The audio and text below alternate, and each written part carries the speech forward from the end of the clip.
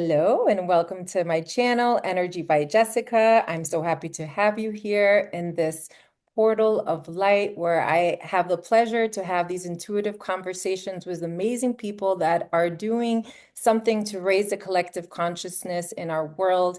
And I'm so honored and excited to have Ms. Samantha Alzate here with me. Just an inspiring woman that really is a go-getter, a mom of three beautiful children, also a mom to an amazing business, a group practice that she has 6 to 7 therapists. The name of the practice is Mindful Transformations, such an amazing mission to bring light to this world. And I'm so excited to be here with you. She has over 10 years experience in clinical work. She does group therapy. She does do work with couples, individuals. And also what I find so fascinating, I think the direction of our conversation, what we will go in, is that you also do have experience in more of the metaphysical work, the energy work. She's also a Reiki practitioner and works with emotional freedom technique, with such an amazing, amazing tool for many of us to really, well, we will talk about that. Let's just say that. So Samantha, welcome.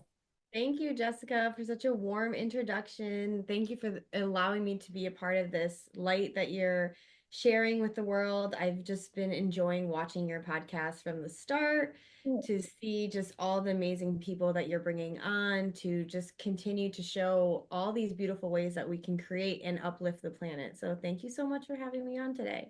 Yeah, absolutely. And that's really what it's about. And I mean, tell us a little bit about your background and your business that is flourishing and it's really your baby project in addition to having a 1-year-old.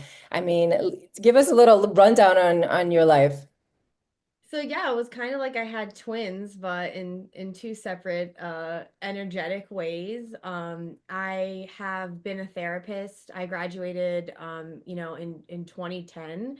And I've been a therapist for a really long time. I worked in the public sector and I would always had a small practice on my own on the side. About 3 years ago, some of my old students, I've always stayed involved in teaching, and I was a preceptor, a supervisor, and I helped young and upcoming therapists who are in the field on internships and just learning traditional therapy techniques. And after COVID, some new laws passed here. We're out of Connecticut, where therapists in training could actually go into the private practice field. And so old students of mine reached out, and I had no desire to open a group practice. I like doing my own thing. I love doing the supervision. And the worlds were just really separate. But some old students reached out and they said, Sam, we loved working with you. You should take a couple of us under your wing so we could be in the private practice field and get back to learning from you again. So I said, okay, why not? And it started with one or two of my old students, and they had a friend. And I started really feeling the energy of the collective. And I was like, wow, I actually really like this space. I'm not solo. It was therapists that were very like minded. And I really enjoyed being able to teach on my own terms. Mhm. Which meant bringing in more mindfulness, talking about quantum physics if we wanted to. There was no overhead regulations around the teaching. And so that's kind of how Mindful Transformations got born. And it just grew ever since. And we were in a small office together, all of us kind of scrunched in. And our ACs started breaking last year when I had a 2 month old. And I was going to the office trying to fix it. And through that contrast, we, talked to a couple realtors, just, coming to look at our space. And now we're in this big, beautiful development of a new office space coming where we're going to have a group room, Reiki room, more than enough space. So I'm a big believer in finding the pivot through the contrast Yeah. and really can help things like just blossom. So that's a little bit about the practice and the business and how that was born. Um, Mhm. to be And I here. love that because I know your mission statement or what your business represents is a community, not only for your clients, but for your therapists. You guys definitely support each other, have this atmosphere that everybody has somebody to count on. And I think, especially now in this day and age, community is very necessary. Like, and it starts even from the work ethics extending outwards, you know? And so I think that's definitely such a beautiful concept that you're bringing into the therapy world. Because I mean, I'm not sure if that's so common or either way, I think that's a beautiful thing what you're providing because happy therapist is also going to bring more light into the clientele. Yeah, we like to call ourselves an anti-burnout practice. Oh, I love it. A lot of therapists, myself included, have experienced burnout. It can be very isolating in the therapeutic world. It's even though you're with clients all day, you're Mhm. one-to-one with a client, and your hat is I am the therapist, I am the healer, and it can be very isolating. So being in a community where if you have a cancellation, you can chat with someone or plan a lunch, see each other in between sessions. We do, weekly meetings. We have book clubs. We try and make it so that you're not feeling alone and that you have that space to keep yourself healthy as well. Oh, I love it. I love it. And mindful transformations. I mean, I think those two words come so beautifully hand in hand.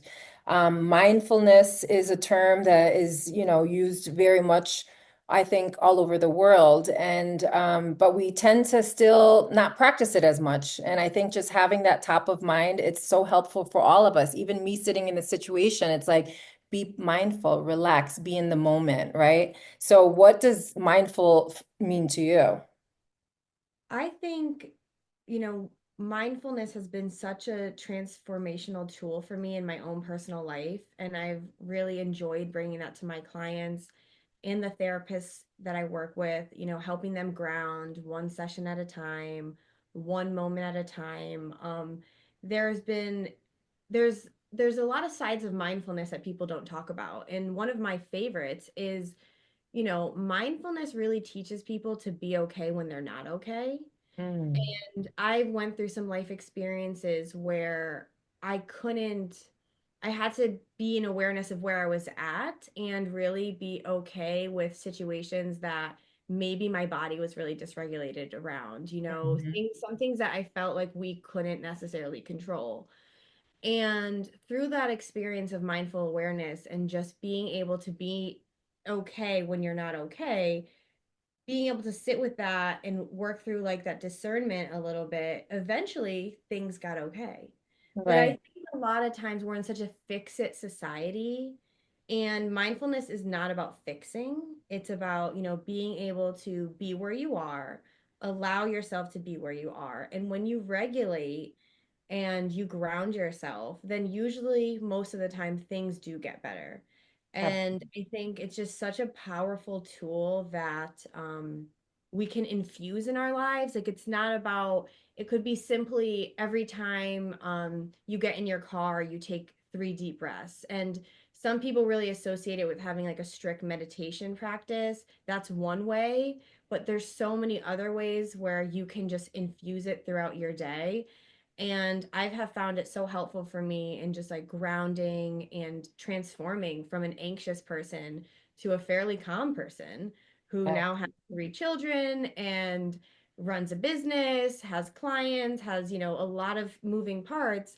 I can sit in the chaos. Like if my kids are coming home from school and it is just like a crazy, their energy is just, it's just being able to be in that and be like, you know what?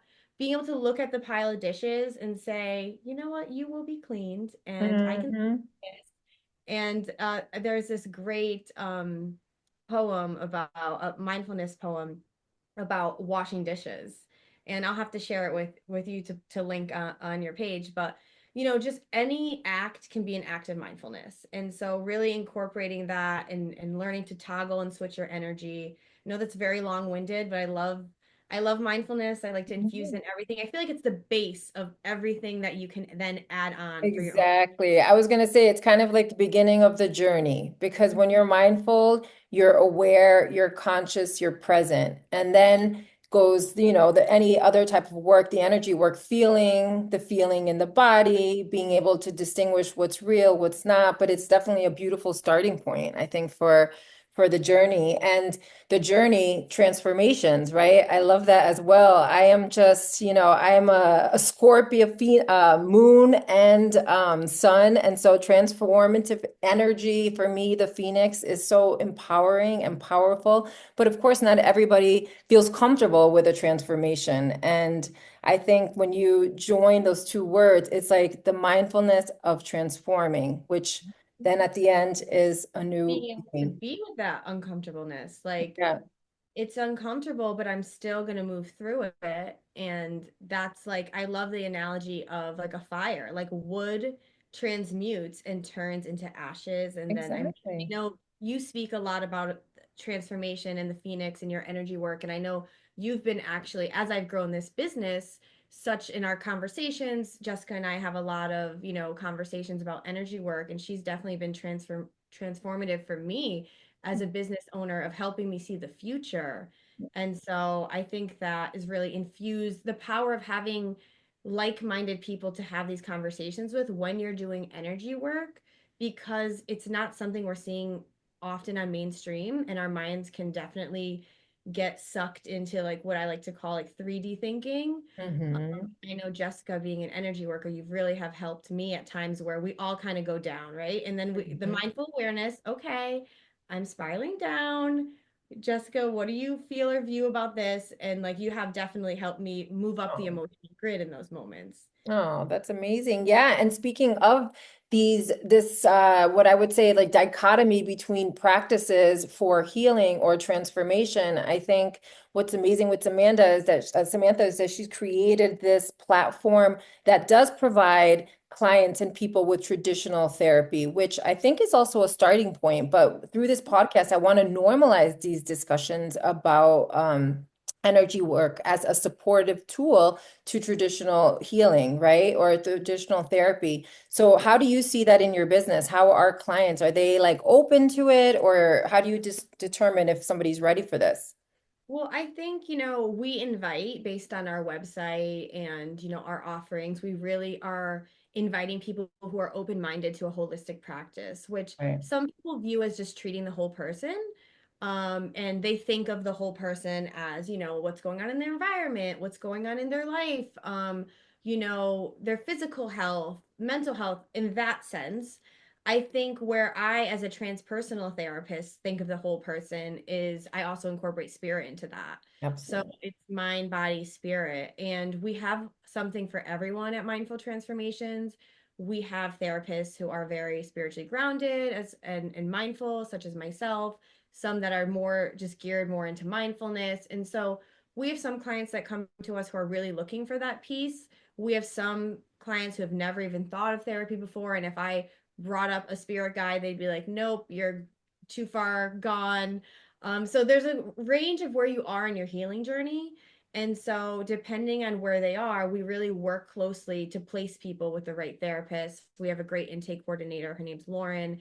She's a therapist herself. She's open to all practices, and she'll spend time talking with the client, learning about their personality. She knows all of our therapists so well, and then she places them. We also have a Reiki therapist named Krista, who's amazing, Mhm. and we will team up together. So, like for me, I obviously attract more clients who are open to spirituality, knowing my background is in transpersonal psychology. And I might do an EMDR session with a client where it's going to be intense. We plan, we're going to be removing old beliefs, and it might be a really strong session where then after the session with me, they go down the hall and have a Reiki session with Krista. So I'm doing the psychotherapy, the trauma work. We're working through we're removing old beliefs, and then they can go next door and lay in a Reiki bed and align their chakras and, ground themselves. So it's beautiful to be able to like incorporate both of them, which is something. Absolutely. Yeah, and I think society is much more open for it. I think that's something that I was talking about in the last podcast is this awakening experience, this calling that we feel inside. Someone asked me after my last podcast about intuition and how do I uncover intuition. So I think through these conversations, there's a little bit of a spark, and then there's the guidance, there's the knowledge, there are these conversations because we are as a collective one and we need each other. And especially during these times, that, what's happening in the external world, these practices is going Mhm. to help us as a whole to rise to the next level, right? Are you seeing that more kind of like what is the reaction to the world events in your practice, actually? I think we're seeing a big uptick in people reaching out for therapy. I can honestly say that last month was our highest month in a while. We actually currently have a wait list, Mm, working on hiring new therapists because there is such a need right now. mm. But I think through the contrast, people are coming into therapy and they are going to be learning tools to regulate themselves no matter what's going on outside of them, to really focus on the internal when we can't control the external. And that's where Absolutely. the mindfulness practice really come in. And so I think it's definitely time now for people to be desired to want something more, to get out of survival into thriving mode. And I think that there's a positive side to the shadow of everything that's going on, which is people are saying, okay, now it's time. I don't want to be feeling anxious every day. I don't want to, feeling depressed. So what's on the other side of that and how do I get there? And I don't have to do it alone. I think Exactly. a lot of times we forget about community, and especially, I think there's a lot of great things from technology happening. I know I use ChatGPT a lot to like help my business and all sorts of things, mathematical stuff I need, but I think there's nothing that takes away from the human experience. And so people are wanting to come in person now, sit with someone, have that energy exchange, have that like mindful time where they can really process what's going on, have someone hold space for them. And that's where you transmute through that conversation and you have space then for the new that's going to come in. Yeah, and it's really creating so much empowerment in people to recognize that we have everything within us. And to have this dialogue is how can I be still when there's so much happening outside of me? And I agree with you 100%. It's through this pathway. And I feel like the journey doesn't necessarily have to be healing, but it's like an upgrade. I think we're all being forced with love and excitement to upgrade to new versions. And there comes the conversation about the law of attraction or manifesting or energy work around embodiment, which is something that I think we both really love because in order to become this new person, we really have to embody her and really feel her and see her and act like her. So this is really this like back and forth, which I think we've supported each other into staying on the vision, right? Because it's not easy, but this is what's happening for many of us. And I think that can be a difference in style of therapy and coaching.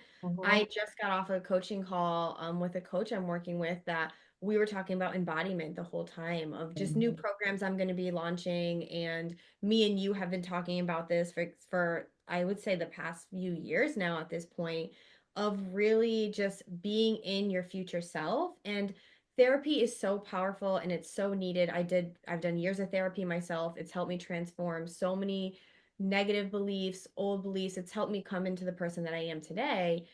And I think after, we don't want to become addicted to healing though, Right. because you get to a certain point where it's like, okay, now we've healed as much as we can from the past. And now how do we start creating the future? Exactly. And that's where like the coaching modality is a little bit different than therapy, where we need that therapy, but then it's almost like passing the baton over to now we're in creation mode.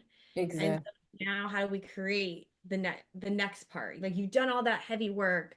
Now what is the next part for you? So I know that's been a Right. lot of conversations. Yeah, absolutely. It's definitely about like digging to the root. I think whether you do the therapy route or you just uncover this on your own, there comes a point where you have to stop talking about the root cause. Because I mean, when I was during my healing journey, physical symptoms started to manifest as I was digging so deep into these things. And that was the realization that thoughts really create our reality in every situation of the way. So therapy is great to uncover, release, move forward, and then on to the next step, like you say, because coaching I find also very positive and very supportive. And like I did the holistic health coaching, which I personally did for myself at first, but then I recognized how beautiful it is it to have this support system or have somebody kind of holding you accountable. And when you can mix that with energy work and embodiment, then it really is about becoming a new person, which is so exciting.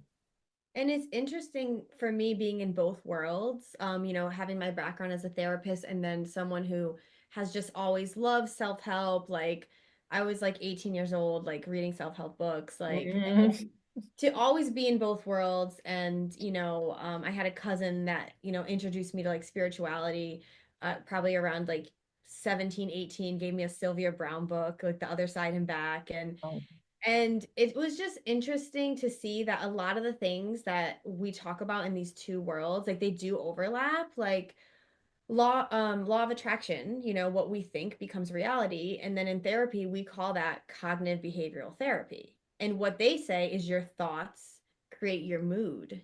And Mhm. so it's just different words. I believe that overlap and intersect, and it's just for whoever you're doing the work with, where they are at their journey. I really loved cognitive behavioral therapy as a new therapist, like when I first started out, because it was easy. It's like, well, even my daughter last night, she's 10 years old, we were having a conversation. She was talking about feeling like her sister gets away with more than her. And I was like, okay, so that's a thought.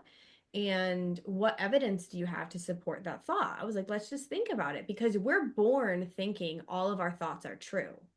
But our thoughts are just like things that are going on to keep us alive. That's the purpose of our brain. It hasn't developed past caveman stage. So Right. my 10-year-old seeing her sister not have to eat broccoli and is like, that's a lion that's gonna attack me, And so I was really talking with her about this and realizing that at her age, she didn't really understand that not all thoughts are true. So Mm. just because you think I can't do this, that doesn't mean you can't do it. That's just a thought. It's trying to protect you. Our brains are meant to keep us alive, not happy. Right. That's And where that's like, beautiful. Yeah, absolutely. That's a perfect mantra. I also say to the kids, it's just a thought, right? Is it real or it's just a thought? But in addition to what the old brain is, we're also learning that there is such an amazing, expansive tool with the brain that we can activate. And that there's the magic. And actually, this neuroplasticity, how we can actually create a new network of information and thoughts, neural net activities to create a whole new reality. So, it's such an exciting time, as you say, to have, to understand the functions of the past, have the awareness, acknowledgement, mindfulness, and then activate it for a bigger purpose and create your own thoughts to create your own reality. and So, it's beautiful because I know we both love Joe Dispenza and mm, we talk so much about this work, and like this conversation with my daughter last night, like using creativity. And this is like where we get to create as humans. And I know like you're such a creative person and like you give me some great analogies. Um, with her, I said, if you put on an itchy sweater, would you leave it on all day? And she was like, no. And she's very much into clothes.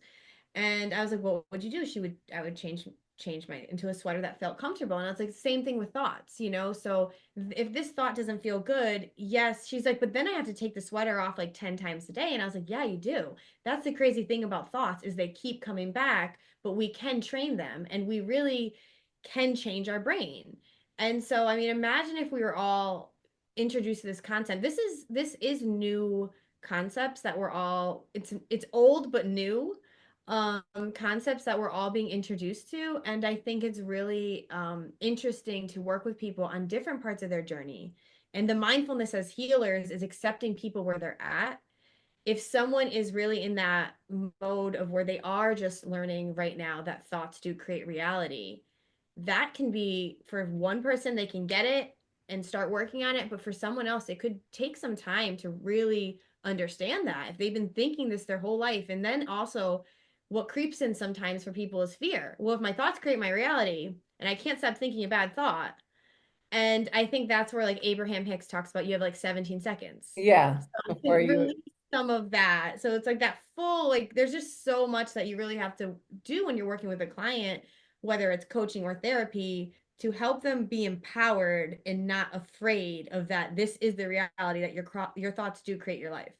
Absolutely. And I think that even goes to the other modality that you use with the emotional freedom technique and understanding the brain, because I was doing kind of an analysis of energy work in the EFTR and seeing that although it has the same function, it's obviously working differently. And that goes back to your point that it's all being said in different ways. It's how we receive it, who's reaching for it, but the reality is that we are these multidimensional beings that we can activate our brain, we can activate our energy field. Some people, it could be resonance by me going into the chakra system.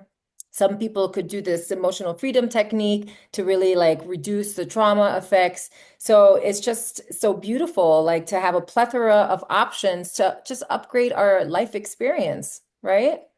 Yeah, I think it makes sense that we're so unique as individuals that there should, just like there's so many different varieties of food out there, there Mhm. should be so many different varieties of healing modalities, and that what clicks for me might not click for you, might click differently for someone else. Someone also might need a variety.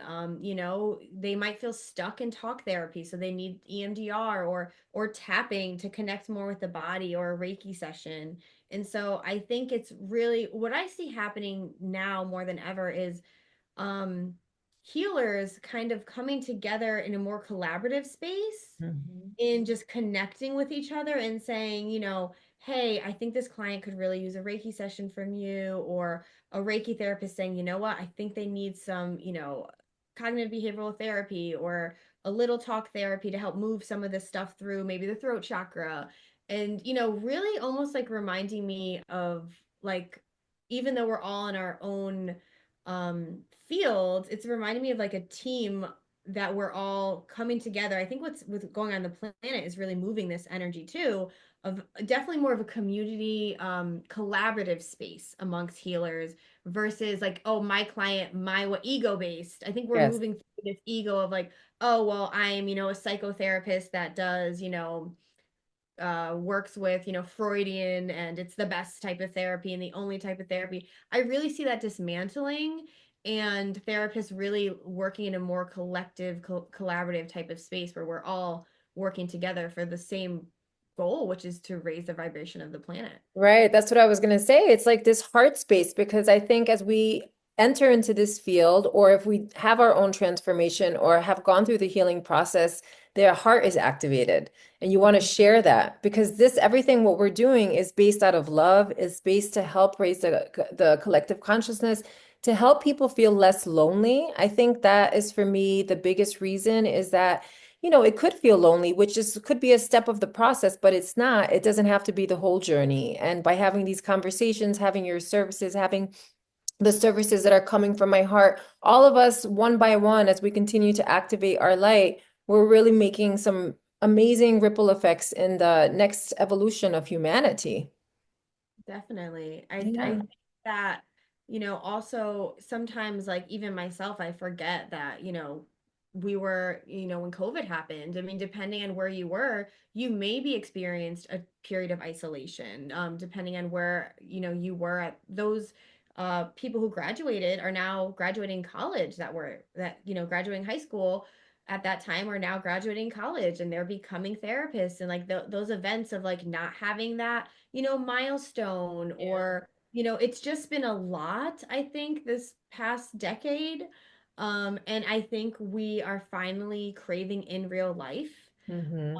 It's been amazing, being able to use, social media to share and expand, but like it's also great to see the realness of life, I think, especially with everything out there right now of like just, influencers and perfectionism. And I think we're all craving that connection right now more than ever versus just Mhm. distance. Yeah, sorry. Yeah, yeah, it is. It's like what that connects us. It's just the realness, being authentic and really coming from our heart. So I think it's so great that we're having this conversation because it really shows where we're headed in therapy work, that there is like this crossroads, this intersection where we actually come together. It's a more evolved way of healing or of just expanding And it's so beautiful that people can go to Mindful Transformations if they're in Connecticut to really live the full service experience, but also in the future, as you're going to be doing your coaching with more of like mindset, mindfulness, and law of attraction work. It's really just like a whole experience, a holistic experience. It's Exactly. exciting. And that's my real passion these days is the law of attraction work. You know, it's just been such a whirlwind for me the last couple years, and I just am really passionate about how it's so real. And when you get in alignment, I think everyone can kind of be where they want to be. And working through those layers of a lot of times it's, well, what where do you want to be? Figuring that out. Right, absolutely. And that's a conversation that I know we'll have on a separate note, just to really, because I think that's where our heart pumps the most is like how much more do we want to create in the joy of experience, having fun, and sending love out to the world. So, right? Definitely. And also, once you've created, being able to regulate, once you've taken that quantum leap, you know, being where you are today, how do you really just fully bask in it and enjoy it? And, there's just so much that we can continue to talk about, and it's all beautiful things. But I think overall, it's just great to know that there's people like you shedding light. So many people out there on the planet right now that are just like keeping the vibration high of healing and taking our planet to the next level in the energetic world. Absolutely. Oh, this is amazing, Samantha. I want to thank you so much for this moment. And I hope that everyone out there got some more information of a path to transformation, awakening, and actually just living presently and mindful and seeing a new path of the enlightened way. So thank you so much for your time, Samantha. And we will be doing another call just on law of attraction. Thank you so much, Jessica. It was really great to be a part of this. And if anyone needs any services or help in Connecticut, they can reach out to us and we'll be happy to be assistance. And we'll make sure to put that in the on the YouTube page with your link for your amazing new practice. And I wish you the best of luck as you move into your new space. It's gonna be beautiful. All right, sending love and light there All out there. right, love and light to everyone. Thank you for joining. Stay tuned for some fun stuff coming up next.